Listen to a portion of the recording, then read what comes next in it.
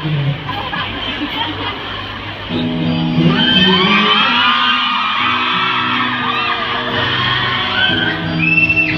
นเพียงสัญญาฉันไม่คงจะรักเธอจนกว่าฟ้าดินละลาย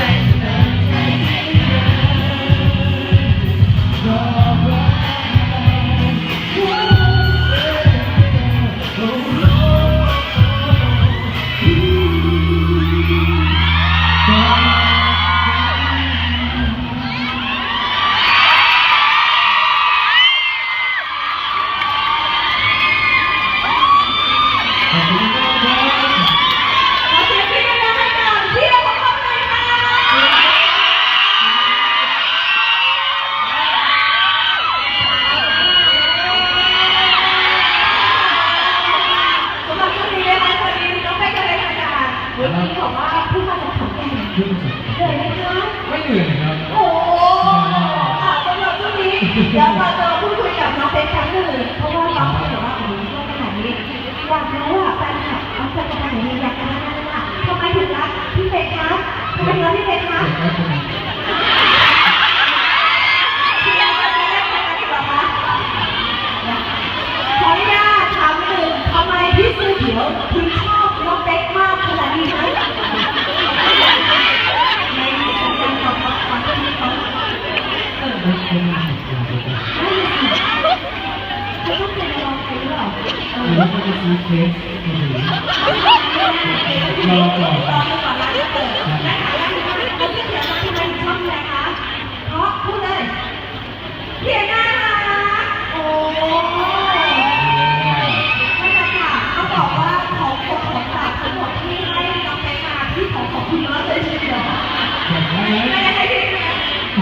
ทีมงานบอกว่าไปเอารถเข็นมาคันที่หนึ่งก็มาแล้วคันที่สองก็มาคันที่สามก็มายังไม่พอเลยค่ะโอ้ยต้องบอกว่าแฟนคลับก็บอกคุณพี่แคร์คุณเป็น